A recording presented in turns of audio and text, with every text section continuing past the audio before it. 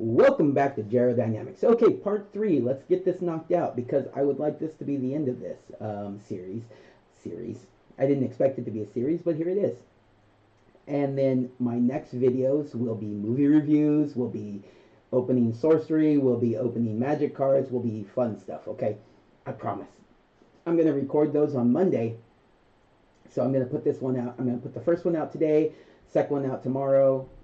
Well, for you guys, it'll be Friday, Saturday, Sunday. So Friday, Saturday, Sunday, I'm going to put these videos out, and then starting Monday, you should start getting movie reviews and other types of videos. Okay, that's my thoughts. That if I see this video going long at the end, maybe I'll make a change. But anyways, let's jump into it. All right, so priorities moving forward. Okay, so I've already talked about cutting spending. I've talked about cutting taxes. If you missed those videos, check them out. I talked about Social Security, improving Social Security, and improving securing the border and the immigration process. Those are the things I've talked about so far.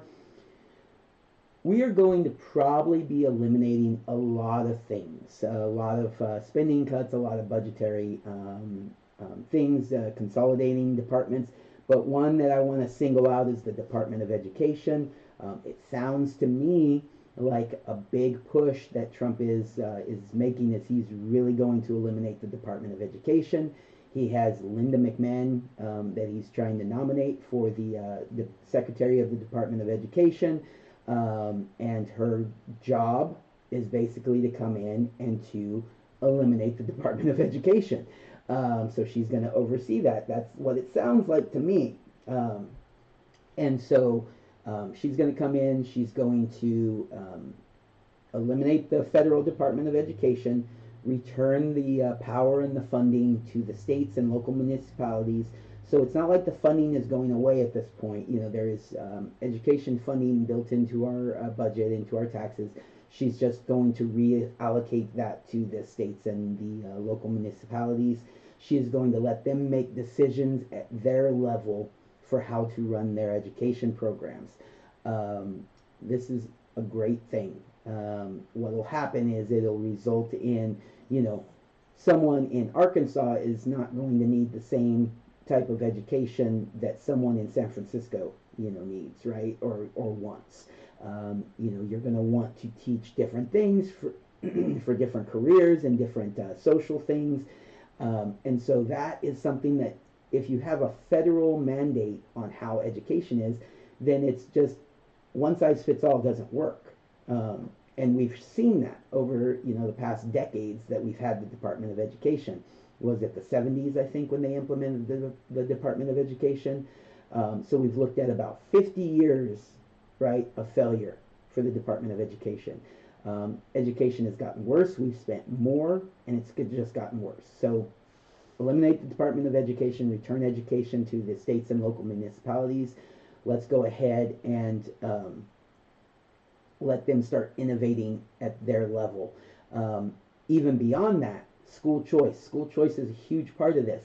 What will happen is you go ahead and you allow not only for education to be run at the state and local level, but individual schools will be able to run their school in the way that they see fit. And then people will be allowed to choose where they want their kids to go to school. So if there's a school that's found a more successful method, then they could send their child to that school, reasonably, as far as, as reason goes anyways, it's more probably a driving distance thing in a lot of cases. But school choice is something where, you're not locked into the school that's closest to you, right? And sometimes that's not even the case. Like my girlfriend's kids, the middle school, there's 2 middle schools in town. There's a lot of grade schools, and there's actually, I think, 3 high schools technically, full-size high schools. There's obviously continuation type high schools, but there's 3 main high schools if I am thinking correctly, and only 2 middle schools. It's really weird. Maybe there is another middle school that I'm not thinking of. Maybe there is 3 middle schools, but either way, the middle school that's closest to us is not the school that our kids ended up in, right? They ended up, because of the way that school districts are drawn, we actually have to drive further to go to a different school, just because that's the school district we're in, even though the other one's quite a bit closer. Anyways, school choice, we could have chosen to go to the other school, and we could have based that on driving distance. But besides the point. Most people are going to choose based on success. They're going to want to send their kids to the school that is having the most success with their students, right? And the more kids that go to the school means more funding is allocated, means more success, right? And eventually some schools may close down. Some schools may have found that they, or they need to, change the way that they teach, because, if they're going to just continue to fail, then they're not, but as their school populations drop, say their students start, going to other schools, they have less students, they should be able to do more of a focused education on the students that remain, which should improve, which should then encourage other people to come to their schools. That's hopefully rather than schools closing. But I think that this is something that, that we should allow to happen naturally, and school choice would allow that to happen. Okay, so closing down the Department of Education, allowing school choice, getting educational needs, met at the individual level, and then we can start doing, more experimentation with, hey, maybe the old school mentality of, all the kids coming to school and sitting in a big room together and learning the same exact thing, maybe that old model is not the best model moving forward. Maybe we could individualize education. Maybe still come so you can have that social nature, because we saw what happened during lockdowns when kids didn't have that social interaction. It was a detriment to them. So having that social interaction, although some people can choose to homeschool, that's not a problem. I don't have a problem with homeschooling. I'm just saying that some schools may do remote. Some schools will do individual learning, but in person. So you come in, you have your individual computer, your individual laptop or tablet, or however they're doing it. And so you're doing individual education, but as a group, and you can have a teacher or a couple of teachers in a room, even like teachers' assistants going around. Do you need assistance? Do you need this? And you have students that are able to move through this coursework and move through, doing self-educational programs and things like that. I see that as something that would be beneficial. That way, you have a student who is struggling, right? Say they're struggling with math. Well, they don't have to keep just going along with the other kids their age if they didn't understand the step that they needed to understand to move on to the next stage. They can get more focused assistance to help them break through that barrier, and then they'll feel more successful and be able to move forward, and as opposed to what I've seen throughout my long history here.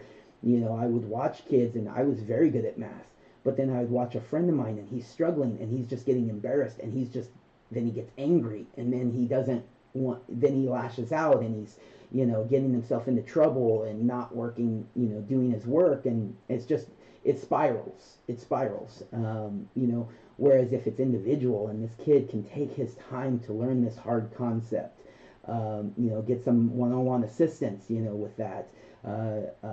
That I think is a better way to have everybody move further down that path, right? And then the person who is racing along, not to toot my own horn, but in my day, there were a handful of us that were really good at math. They let us move forward in math to, the next grade level of math when we were ready to. So, I was in the 6th grade. I finished 6th grade math. I started 7th grade math early before I was in 7th grade. By the time I was in 7th grade, I was almost to 8th grade math. By the time I was in 8th grade, I was already doing algebra in high school, which now is like a middle school thing. So I'm not so smart anymore. But algebra, was not a middle school thing. So I went to the high school and I took algebra at the high school. And so you could advance that way. Well, now you could advance in your own classroom. You don't have to go to high school and have some, kid who's, undersized 8th grader, which I was an undersized 8th grader, going to this high school class with, people who were like juniors and seniors. Some juniors and seniors were in this class with me. It was a little awkward, right? We could avoid that sort of thing, the social issues, and just have people learning at their own level. And if they're racing ahead and all of a sudden they get the algebra and they're a couple years ahead, and then you start looking at, hey, maybe this kid could be taking some advanced classes, or maybe they could start taking college level classes.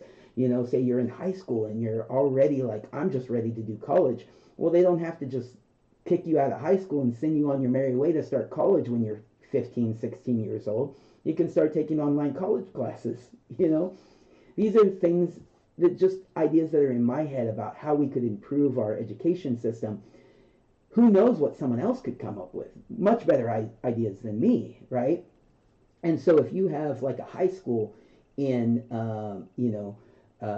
Texas, right? There's a high school in Texas, and they want to experiment with this thing where they're going to have the students do some experimental type of education process, and that works out really well. Well, maybe more schools would start implementing it, or maybe more kids would get sent to that school, and that school starts growing, right? So that's what I would like to see with our education system. And that starts with Linda McMahon going in once Trump becomes president and eliminating the Department of Education. Anyways, I've talked about that for way longer than I was expecting to. So let's see how this video goes. Moving on. All right. I don't want to spend too much time on this, but it is a large part of this post. Investigate our elections. Prosecute those that need to be prosecuted, and implement changes. There are some people who have broken the law in regards to our elections. And they should be prosecuted for that. We really do need to make there be some sort of consequences for that. Did they cost us the election in 2020? I don't think so, but some people do. Some people think that it was enough fraud that it was stolen. I think the 2020 election was stolen prior to, and that's a whole nother thing that I don't think I'm going to touch on too much in this video. But with big tech and Section 230. But yeah, I think the election was stolen before the 2020 election even happened. That's my take on it. But there was fraud, and could we have lost? Did what's her name? The lady who was running for governor, Kari Lake, was running for governor in Arizona. Did she lose that election because of election fraud? That's much more likely. They shut down voting booths in areas where she would have gotten more votes, and she lost the election by a very slim margin. Is it possible she lost the election because of voter fraud? It's possible. These things need to be investigated. These things need to be prosecuted if there's anybody to prosecute, and we need to move forward. And we need to implement a new election system. There's been lots of talk about this, but the general idea is, you want voter ID. That's an extremely popular issue that should be easy to get past. Voter ID, the only hurdle that people ever have is that it's like an election tax, and that it's a race issue. You fix that by giving out voter IDs for free. It's that simple. Voter IDs for free. No one can really complain about that. We have voter IDs. Everybody has a voter ID for free. Go vote with your voter ID. Okay. That should be easy. First, Election Day could be a holiday. I would be all for that. Another holiday, it's a very important one. It's the Election Day. That's a holiday. Everybody who can be off work should be off work. Let them go vote and on Election Day. There are some people that, even if it's a holiday, will need to work, like a lot of service industry, those sorts of things. They will need to work. So those people will, we need to give some sort of accommodation to. Maybe we can have like a 1 to 2 week early voting period. I don't like these super long voting periods. I don't think that's the right way to go. Things change between, if you're voting like multiple months before the election, things change, right? And maybe you would have changed your vote. So anyways, I don't like a big, huge early voting window, but maybe a week or two to give people a chance to be able to vote based on their work schedule. We want in-person voting for the vast majority of people. However, there are going to be some situations where mail-in ballots are necessary. You should need to request those in advance. You should have to have a good reason. and then you can vote by mail, but the number of mail-in ballots should be way smaller than it has been. And it should be much easier to count. In fact, they should be able to count them in advance and have them ready to go the night of the election. That's my take on it. We should have paper ballots. I think these electronic systems have been shown to be have issues in multiple ways. They can be hacked. They can be faulty. People are trying to vote, and it marks a different person for them. Um, Election machines go down, and whole precincts have to shut down until they get them fixed. Um, I just don't like the voting machines in general. I think we should have paper ballots, um, and people should be allowed to, vote on a paper ballot, and then it can be counted. Okay, we need more people counting these votes, especially in districts where, like say mine, they're still counting. We need to have that fixed. That process needs to be fixed. We need to have results within the week, preferably within a day or two. But that's something that needs to be fixed as well. We need to figure out a change that can fix that sort of thing. Let's see here. And then other than that, that's what I'm seeing. Now, maybe you see some other things that maybe we should fix as far as our voting goes. Let me know what you think. Unfortunately, I actually remembered I have to go. So I'm going to end this video here, and then I am going to do a fourth part to this video. Hopefully not a fifth part, but a fourth part to this video. I will be getting out the other videos, the movie reviews and the, opening Magic the Gathering and stuff like that. But I'm going to finish up this video later. And so, yeah. All right. But anyways, everybody, have a good day. Take care.